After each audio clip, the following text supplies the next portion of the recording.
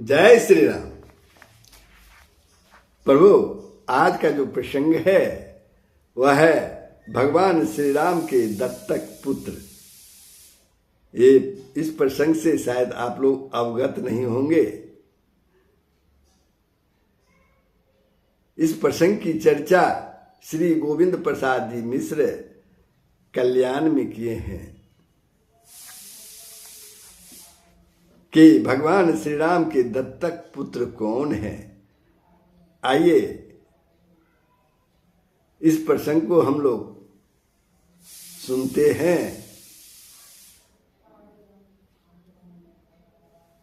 प्रभु, प्रसंग प्रारंभ हो उसके पहले आप लोगों से नम्र निवेदन है कि यदि आपने वीडियो को सब्सक्राइब नहीं किया है तो अवश्य सब्सक्राइब कर दें, बेल आइकन को दबा दें,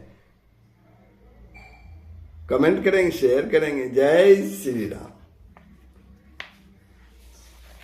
ये जो शीर्षक है भगवान श्री राम के दत्तक पुत्र, ये सुनकर बहुत सारे लोग चौंक गए होंगे। राम ने किसे दत्तक पुत्र बनाया? प्रभु श्री राम ने किसे दत्तक पुत्र बनाया और क्यों? उसके लिए क्या प्रमाण है? हम सभी जानते हैं भगवान भक्त के बस में होते हैं और उन्हीं की इच्छा पूरी करते आए हैं। किनकी? भक्त की इच्छा वे सदा पूरी करते आए हैं।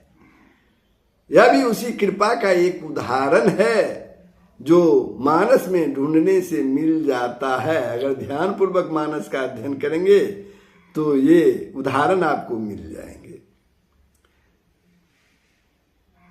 वीर बाली प्राण त्यागने को तैयार थे। भगवान को सामने देखकर उन्होंने प्रश्न किया, बाली ने प्रभु श्री राम से, मैं बेरी सुग्रीव पियारा। प्रभु, मैं बेरी सुग्रीव पियारा, अवगुण कवन नाथ मुहि मारा। अवगुण कवन नाथ मुहि मारा। बाली कहते हैं, प्रभु मैं बैरी आपका दुश्मन और सुग्रीव आपका प्यारा हो गया। किस अवगुण के कारण मुझे प्रभु ने मारे हैं?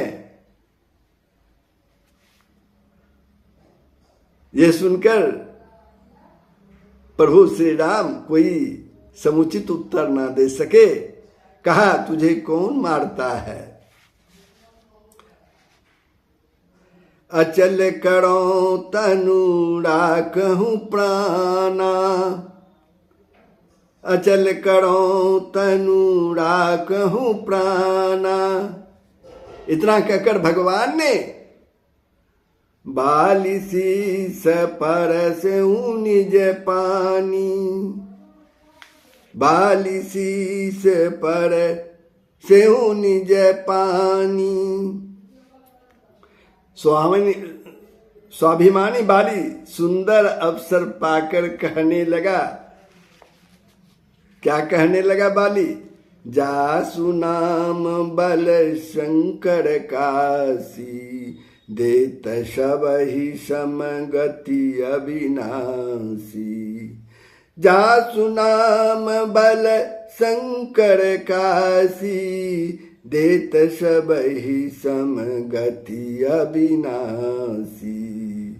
सो नयन गोचर जासु गुण, नित नेति कही श्रुति गावही।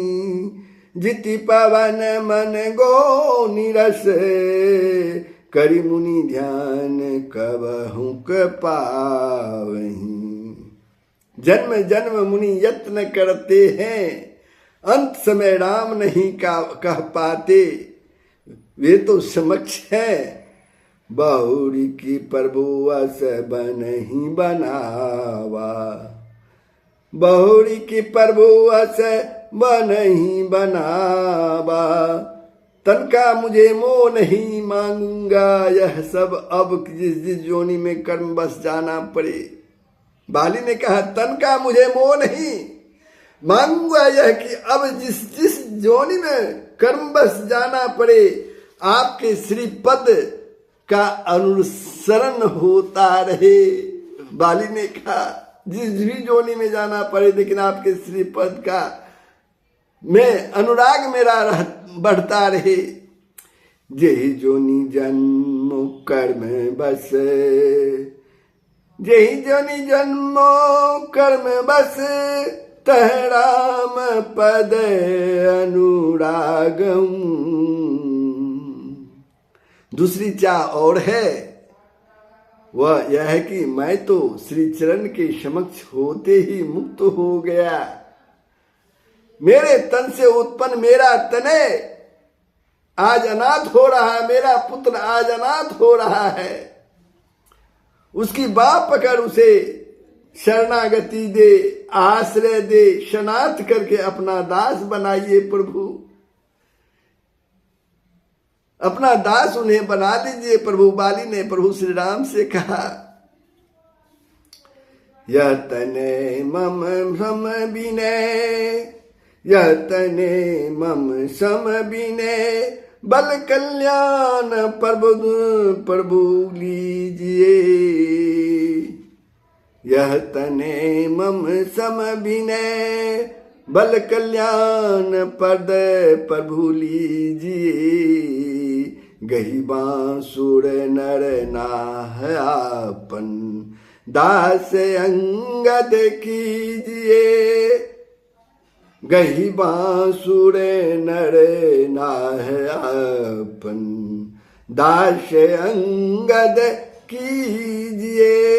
इस तरह तन और तने दोनों का निपटारा कर सुमन माल जिमि कंठ ते, गिरत न जानई नाग। शरीर को छोड़ भगवत धाम को बाली ने प्रयाण कर दिया। प्रभु के हाथों अपने पुत्र अंगद को सौंपकर तारा को इस दत्तक संस्कार की प्राथमिक क्रिया का पता न होने के कारण ही वह रुदन करते समय कह रही थी, रोते हुए वह कह रही थी, अंगद कह कछु कहन न पायु, अंगद कह कछु कहन न पायु। अंगद के लिए बाली वह बात कह कर गया था जो कोई पिता कभी नहीं कहता। मृत्युलोक में तो पिता की मुक्ति का साधन पुत्र को माना गया है, परंतु यह एक ही उदाहरण था जहां अपनी सद्गति के साथ एक भक्त अपने पुत्र को, अपनी सद्गति के साथ एक भक्त अपने पुत्र को भी भगवान के समर्पण कर उनकी गोद में ही बैठा गया। अंगद ने तत्काल युवराज पद पाया, जबकि भगवान स्वयं तो युवराज नहीं बन सके थे, प्रभु श्री राम तो युवराज नहीं बन सके थे, परंतु एक आश्रित को उन्होंने युवराज बना दिया। उस दत्तक पुत्र का उपयोग किन महत्वपूर्ण समयों में अवसरों पर किया गया, वह भी अध्ययन की एक वस्तु है, इसका भी अध्ययन होना चाहिए। सीता खोज कमीशन के चेयरमैन बनाए गए थे, कौन? युवराज अंगद, और उक्त कार्य को उन्होंने सफल भी बनाया। त्रेता में जिस कार्य को अंगद संपन्न करने को भेजे गए, वह महत्वपूर्ण कार्य भगवान श्री कृष्ण ने स्वयं द्वापर में किया था। जब सभा में प्रस्ताव रखा गया कि लंका में, जब सभा में यह प्रस्ताव रखा गया कि लंका में प्रस्ताव लेकर अंगद दूत की तरह जाए, तो सर्वसम्मति से उसकी स्वीकृति दी गई। भगवान ने चलते समय विश्वास प्रकट करते हुए कहा अंगद से, बहुत बुझाई तुमहि का कहूं, परम चतुर मैं जानत अहूं। बाली तनय बुद्धि बल गुण धामा, लंका जाहु तात मम कामा, काजु हमार तासु हित होई, रिपु मन करहूं बत कही सोई। वीरंगद सबको सिर नवाकर प्रभु चरण की प्रभुता को हृदय में रखकर चले। कहा रावण के सामने संधि की बात करने के लिए। जथा मत गज जुथ महू, पंचानन चली जाई। इस तरह पहुंचे, यहां केवल 2 बातें विशिष्ट की जिनसे उनके बुद्धि बल का प्रमाण मिलता है। हाथ का पटकना और पद का रोपना। कहा? रावण के दरबार में। सारी सभा जमी हुई थी। बात ही बात में हाथ इस तरह जोर से पटके कि अवनी डोल उठी। रावण सहित सब अपदस्थ हो गए। जो सिंहासन पर रावण बैठे हुए थे वो गिर पड़े। जब अंगद ने अपने हाथ को पटका तो कटकटान कपि कुंजर भारी, दुभुज दंड तम की महिमारी। डोलत धरणी सभासद खसे, चले भाजी भय मारुत गर से। रावण के मुकुट गिर पड़े। उनमें से 4 को उठाकर ऐसा फेंका कि भगवान के समक्ष धर्म अर्थ काम मोक्ष जा खड़े हुए। जोगी कुयोगी की राजश्री छीनकर आकाश मार्ग से वह भेज रहा था। साधारण मनुष्य फेंकता तो 10-5 हाथ ही जाके दूर गिरता। अंगद जो है उसके मुकुट को फेंक रहा था। दूसरी कीर्ति भी सभा में जब कि सब शर्त पर पैर रोप कर खड़े हो गए और कहा मेरा पैर कोई भी सरका देगा तो फिर ही राम सीता मैं हारी, फिर ही राम सीता मैं हारी। अंगद ने सभा में, रावण की सभा में अपने पैर को धरती पर जमा दिया और बोला अगर सभा में कोई भी व्यक्ति मेरे पैर को खिसका दे तो फिर ही राम सीता मैं हारी, तो मैं सीता को हार जाऊंगा। प्रयत्न के बाद भी जब कोई तिल भर भी न सरका सका, बल की परीक्षा हो चुकने पर बुद्धि की परीक्षा हुई। रावण सिंहासन से उठा और नीचे झुककर पैर छूने को ही था कि वह बोले मम पद गहिन तोर उबारा, मम पद गहिन तोर उबारा। तुम्हारा उद्धार सादर जनक सुता करियागे, दसन गांव तृण कंठ कुठारी। अंगद कहते हैं मेरे पैर छूने से तुम्हारा उद्धार नहीं होगा। जनक सुता को प्रभु श्री राम के आगे ले जाओ और प्रणत पाल रघुवंश मणि के सामने त्राहिमाम चिल्लाते चलो। भगवान आर्त वचन सुनकर तुम्हें अभय कर देंगे, तुम्हें क्षमा कर देंगे। रावण खिसियाकर, गुस्सा कर, अपनी राज्यमणि गवाकर अस्वस्थामा सा घाव लेकर बैठ गया। बुद्धि और बल की अनोखी साहस भरी क्षमता की ऐसी कहानी मानस में ही हो सकती है और किसमें हो सकती है। अयोध्या में भगवान प्रभु श्री राम का राज तिलक हो गया। सबको अपने अपने घर जाने का आदेश दिया। प्रभु ने सबको अपने अपने घर जाने का आदेश दिए। लक्ष्मण जी ने विभीषण को, भरत जी ने सुग्रीव को, नल नील को स्वयं भगवान ने वस्त्राभूषण पहना दिए और उन्हें विदा किया। अंगद बैठे रहे, ना बोले। प्रीति जानी प्रभु भी चुप रहे। प्रीति जानकर प्रभु भी चुप रहे। सबके चले जाने के बाद अंगद ने भगवान को प्रणाम किया और सजल नयन से, आंसू भरे हुए नयन से वह बोले। क्या बोले? ध्यानपूर्वक सुनिए। सुनु सर्वज्ञ कृपा सुख सिंधो, दीन दया कर आरत बंधो, मरति बेर नाथ मोहि बाली, मरति बेर नाथ मोहि बाली, गयु तुम्हारही को छे बाली। हे दीनानाथ, अंगद कहते हैं, हे दीनानाथ, मेरे पिता बाली मरते समय आपके अंचल गोद में मुझे डाल गए थे। असरन सरन बिरदु संभारी, असरन सरन बिरदु संभारी, मोहि जनि तजहु भगत हितकारी।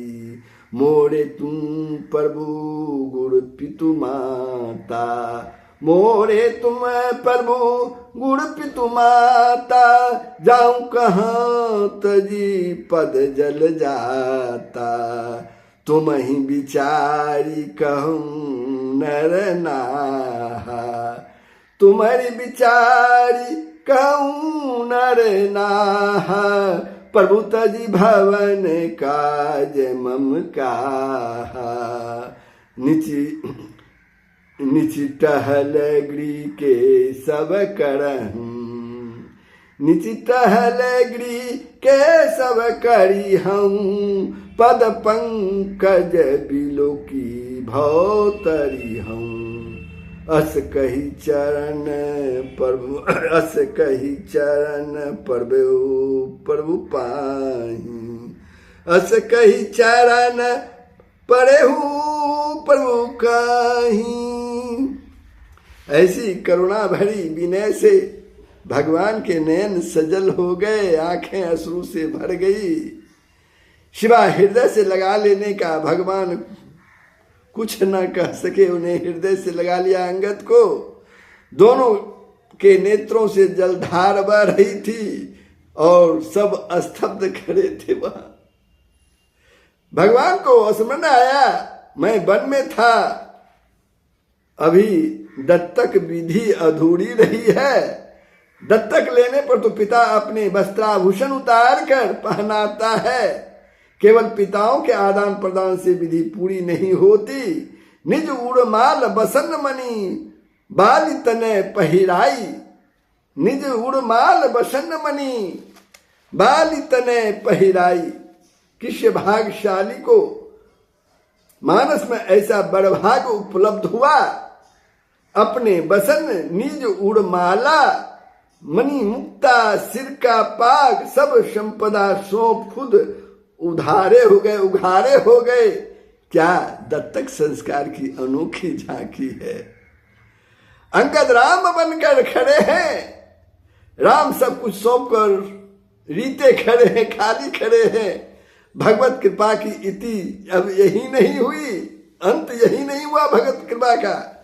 इस तरह राजा राम का दत्तक पुत्र बाली तनय युवराज अंगद विदा हुआ। भरत अनुज सौमित्र समेता, पटवन चले भगत कृत चेता। भरत अनुज सौमित्र समेता, पटवन चले भगत कृत चेता। किसी को यह सम्मान नहीं उपलब्ध हुआ था। यह पहला और अंतिम राम राज्य का अधिकार प्रदान था। बार बार कर दंड प्रणामा, बार बार कर दंड प्रणामा।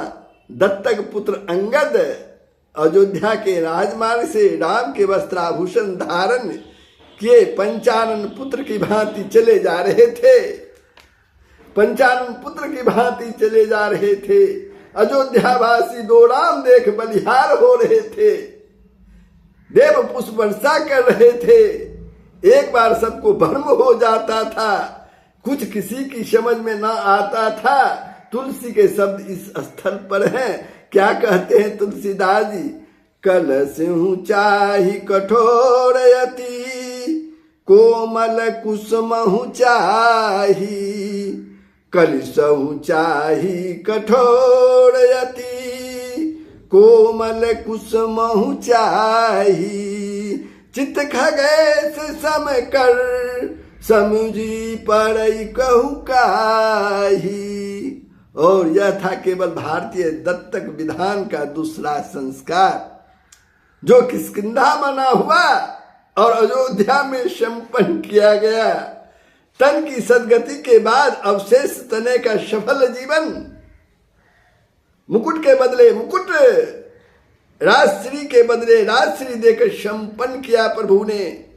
राम विलोकनी, बोलनी, चलनी और हंसी की मलनी को बार बार स्मरण करते हुए गदगद होते हुए राम के दत्तक पुत्र अंगद किष्किंधा को जा रहे हैं। राम के दत्तक पुत्र अंगद किष्किंधा को जा रहे हैं। चले हृदय पद पंकज राखी, चले हृदय पद पंकज राखी। तो प्रभु ये प्रसंग यही समाप्त होता है।